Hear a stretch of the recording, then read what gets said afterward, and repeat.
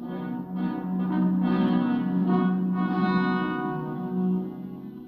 trust the documents are in order. Quite in order, General. The War Department telegraphed me last week to expect your arrival.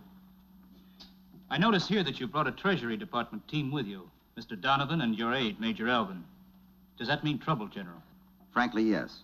Counterfeit money. Counterfeit money?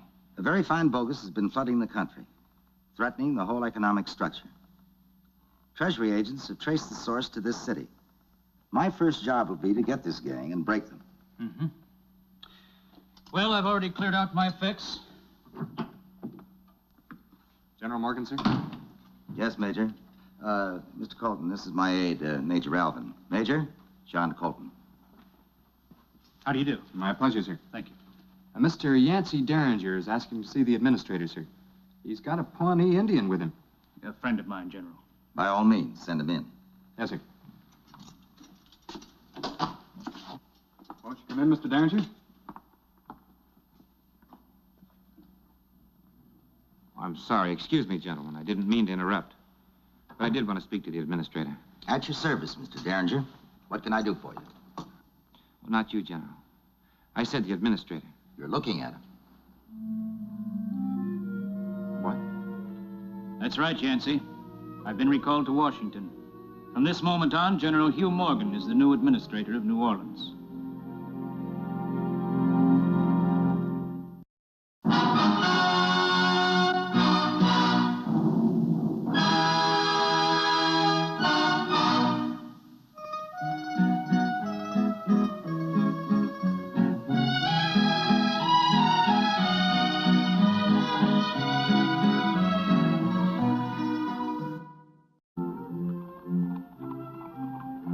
Finest administrator New Orleans will ever have. Thank you. I just still can't believe it. They must be mad up in Washington replacing you. Well, thank you, Francine, but actually I've been promoted. The fortunes of politics. Captain Fry will be staying on, though, won't he? No, Francine. He's been relieved from duty as well. It's a complete new administration. He's being replaced by Slade Donovan, a Treasury Department secret agent. When are you leaving? Tonight, I'm going north to St. Louis on the Sultana, then on to Washington by train. It's a long way, but I can use the rest. So this is goodbye. I'll think of you often, Madame Francine. I think I'm going to cry.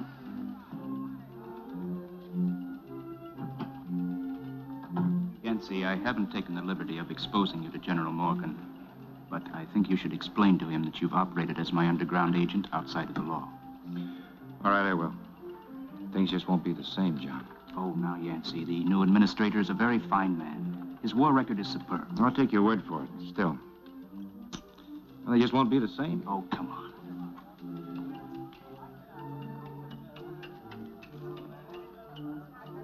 Pahoo, goodbye. Thank you. Good evening. Good evening. Is there something I can do for you? Thank you, mademoiselle, but I just planned to visit your charming place. I'm very sorry, Major, but this is a private club, restricted to members. I was told to ask for Yancy Derringer. Take care of him, will you, Yancy? Yes, of course. It's all right, Opal. The Major's my guest. Thank you, Mr. Derringer. You're on business? I consider a game of poker very serious business. So do I. Opal, show him about the club and introduce me to Madame Francine. See you in a moment for a game of five-card stud. Fine. Thank you.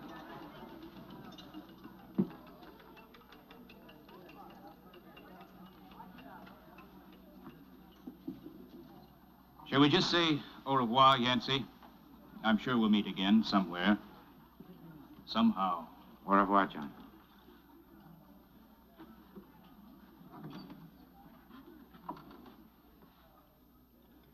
Goodbye, Jeremiah.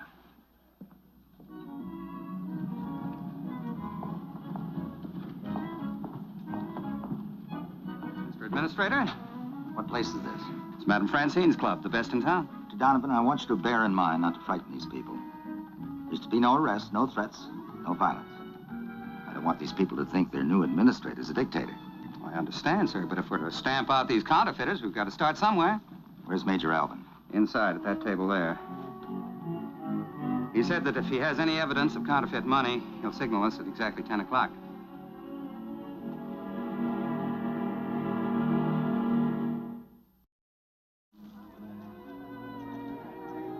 I've got 2 pairs showing, Yancy. Your bet. $100. Afraid I'll have to see you. You're looking at them, kings and trays. Guess my 3 little deuces beats him. May I ask you a blunt question, Major? Blunt, Madame Francine? You're obviously not enjoying yourself even though you're winning. And you keep staring at that watch as if you were going to a hanging. What are you really here for? Fact is, Madame Francine, I'm feeling rather ashamed of myself.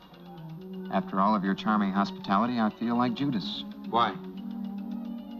Because I have a very unpleasant duty to perform. There's counterfeit money in this pot. In this game, in this club. Unfortunately, that means that I'm going to have to close you down. Everyone stay right where you are. All games will stop. Nobody move. No need for alarm, ladies and gentlemen. This club is closed until further notice. You may leave as soon as you identify yourselves. And please leave all the money on your person with my aides. Sounds like highway robbery, Mr. Administrator. Not at all. Everybody will get a receipt. If there's no bogus in the deposit, everybody will get their money back tomorrow. If there is, it will be impounded till further notice. That belongs to me. It now belongs to the government. No, Pahoo. Mr. Derringer, I was under the impression you were a law-abiding man. Mr. Administrator, I don't like your men or your methods. Leave me no choice. You're under arrest. Take the Indian, too. Yes, sir. Private. Mr. Donovan? Yes, sir. Proceed with the impoundment. Gentlemen? I'm sorry to cause you this inconvenience, Madame Francine. Inconvenience? This is not discrimination against your club. It is absolutely vital we sift all the circulating money so we can find the bogus. If you're innocent, every penny will be paid back to you immediately. Meanwhile, you leave me in a state of poverty. Madame Francine, we're closing in on every gambling house in the city. You won't be alone. Major Alvin, you're in charge here. Report to me at the Cabildo after you finish the last raid. Yes, sir. Madame Francine. You will make me very happy, Major, by finishing your call to duty and then getting out of my place.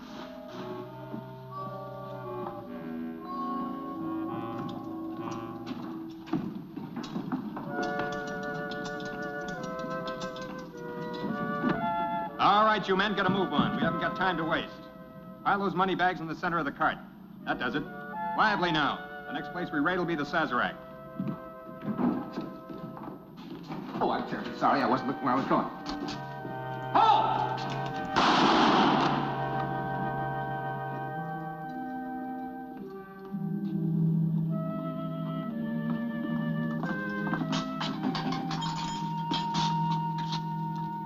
Hello, Yance. Pick him, Judy.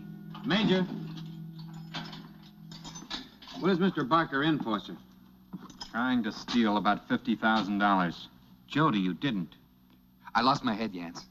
Well, next time you stick to picking pockets. I was just a weak vessel, Yance. But I never saw so much loot in my life. Bags and bags of the great long green all piled up.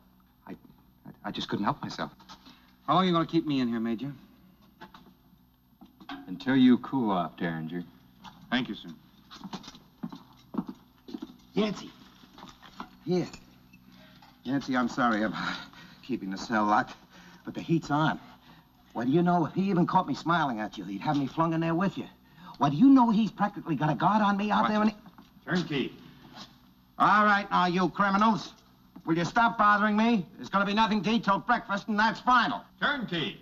Yes, sir. Yes, sir, Major. Coming, sir. Yes, sir. Did you get it? Was there any doubt? You know, I just don't trust that man. Jody, what amazes me is how do you get past all the buttons on a uniform? Oh, Yancy. Even an amateur knows a soldier doesn't carry his wallet upstairs. He sticks it in his hip pocket. It's the simplest operation in the business. Hey, look at that stuff. He was really loaded. Uh-oh. That look on your face tells me that... Oh, no. Tells you what, Jody? Like all that beautiful money, it ain't for real? Is it? It's as queer as the 30th of February. All of it. John Alvin, 15 Finley Street, Philadelphia, Pennsylvania. Master copyist and engraver. Finest copies of old manuscripts and other authentic documentation. Well, at least he had a job before he went in the Army. If he was ever in the Army at all. What's going on, Yance? Jody, this could be the biggest piece of larceny in the history of America.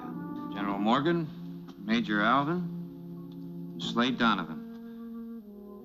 You know, the whole new administration of New Orleans is as bogus as that money. You mean counterfeiters? I mean forgers. Master forgers. They forged the documents to give them the power to move in and take over. And the bogus money gives them the reason to impound the real stuff. They'd never get away with it. Well, they're getting away with it. They move in 48 hours, sack New Orleans, and then they're gone. You know, that's just like the ancient days. Like the Trojan horse? Now, like when the barbarians sacked Rome and carted it away, piece by piece.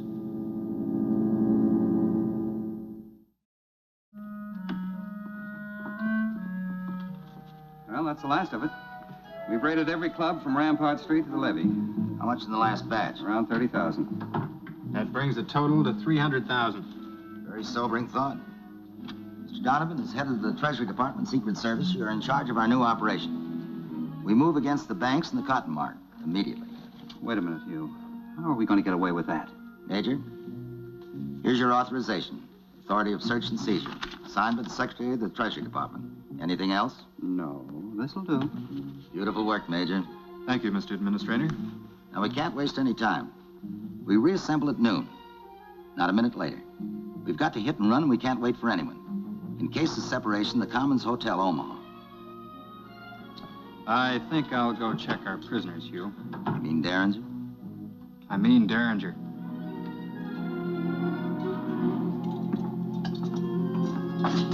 What? You fools! What happened? Where are they? They overwhelmed us, sir. They overpowered us. Overpowered? How could they overpower you when they were locked in a cell? Well, I guess you didn't search him enough, sir. Why, Mr. Derringer, he pulled a 4-barrel shots right out of his hat. His hat. They're flabbergasted, ain't it? And I'm an expert, and it fooled me.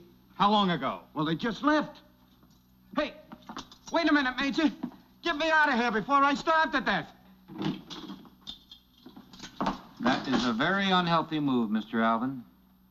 Pahoo carries 18 split buckshot in each barrel. It'd be a permanent cure for carelessness. Jody, take his revolver, remove the shells. Put it back in his holster so he looks perfectly normal. Sure, Yancy. You won't get away with this, Derringer.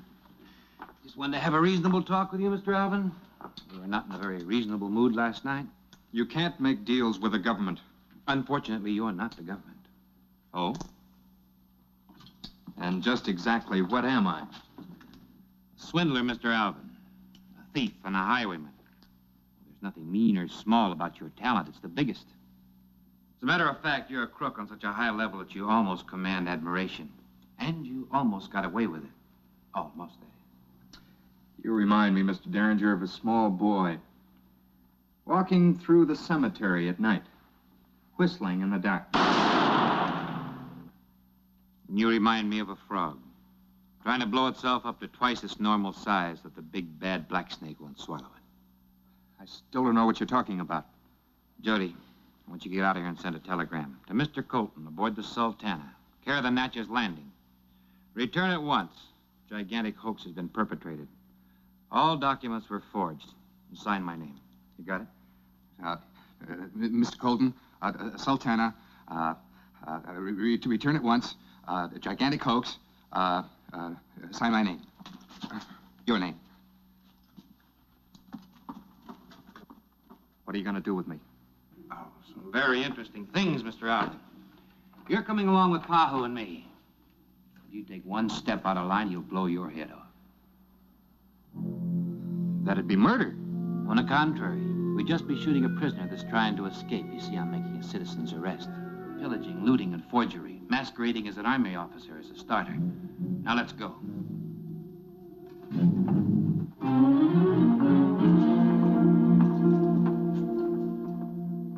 Yancy, what's going on? Are you ever going to tell me? Things will explain themselves as we go along, Francie. But you're going to get your money back. Now, that should make you happy. Oh, hello, Jody. The best, Yance. Only the best. The proper parchment. The official seals from the Cabildo. The best of pens. And the most expensive ink. Excellent, Jody. Thank you. The tools of your trade, Mr. Alvin. Of what trade? Well, Mr. Alvin used to be a copyist. A master copyist and engraver. A man is called a copyist if he's engaged in copying inside of the law. They call him a forger when he's engaged in copying outside of the law. Mr. Alvin used to be a copyist, now he's a forger. How did you fall to it? Well, you and the boys did a beautiful job, but you should never leave a piece of your past in your wallet, which obviously you haven't even missed. Jody, again? Well, in this instance, you should be proud of him, Francie. He was gathering evidence on the side of the law. Gee, I hope Mother never finds out. Shall we go to work? On what? Well, let's start with some new documents. A release for Yancy Derringer, Pahoo, and Jody Barker from the Cabildo, signed by the Secretary of War. And then we'll get into some very interesting documents. You don't seriously think I'll prepare documents for you? Pahoo?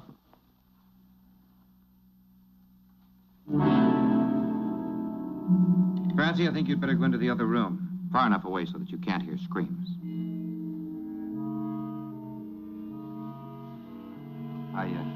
I'm a coward myself, Yance. You don't mind if I leave, huh?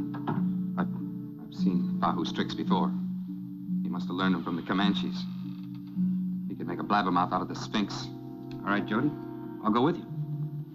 Pahoo, come and get me when this brave young man is ready to go to work. Derringer, be reasonable. You're not going to leave me alone with this. Like Jody. Can't stand to watch. Derringer! Don't leave. Don't go.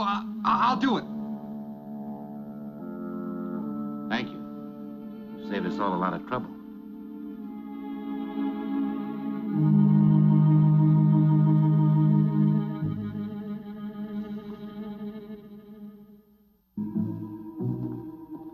Sergeant, I want to see General Morgan. Not here. Where is he? No one can't say.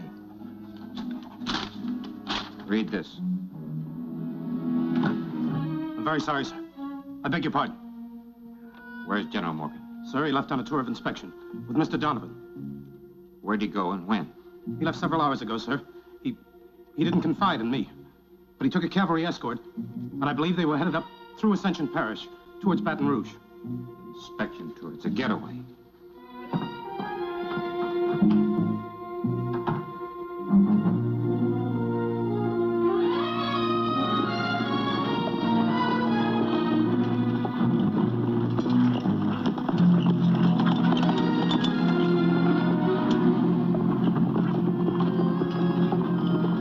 I don't like it. Leaving Alvin behind is a mistake. It was a mistake, it's his. He knew that noon was the deadline for getting out of town. In this type of operation, Donovan, hanging around too long isn't advisable. We should be in Baton Rouge in about 10 hours. Alvin will probably meet us in Omaha. He knew the plan. Let me give you this consoling thought. If he doesn't, if anything has happened to him, it's always easier to divide by 2 than by 3.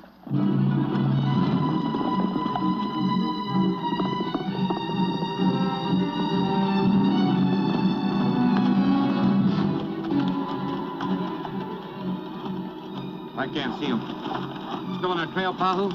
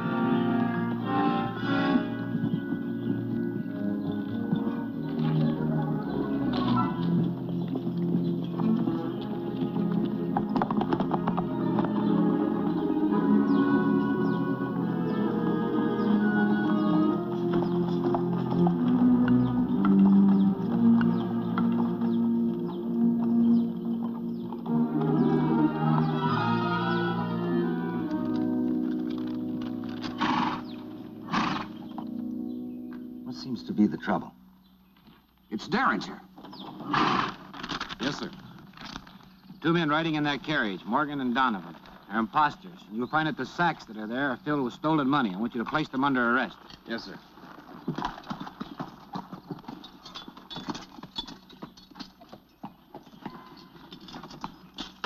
What the devil's going on here? Sorry, sir. You're under arrest. Mr. Derringer's orders.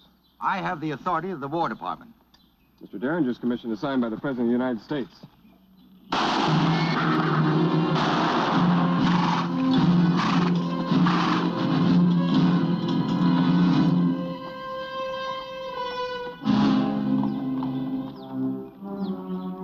What are your orders, Mr. Derringer? Return to New Orleans, place them in the calaboose. Then we'll start returning some of this stolen money. Captain, that is a large order. Very good. Mr. Administrator.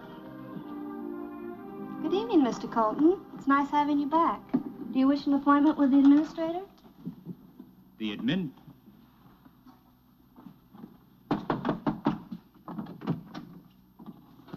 Mr. Colton to see Mr. Derringer. Come in, Mr. Colton. Do come in. Would you like a glass of sherry, Mr. Colton? Thank you. What the devil are all of you doing in my office? I'm sure you ladies will excuse us for a moment. Now, Mr. Colton, if you can still read, you'll see that I have been appointed the administrator of New Orleans by the President of the United States. Will you stop playing the fool?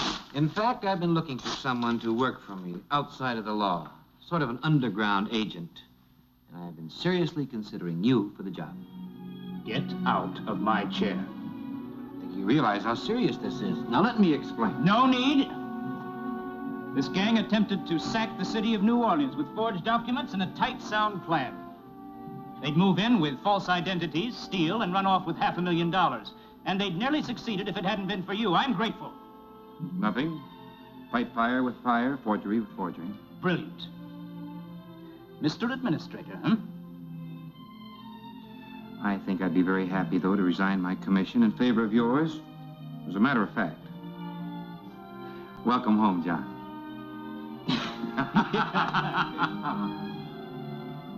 Excuse me a minute.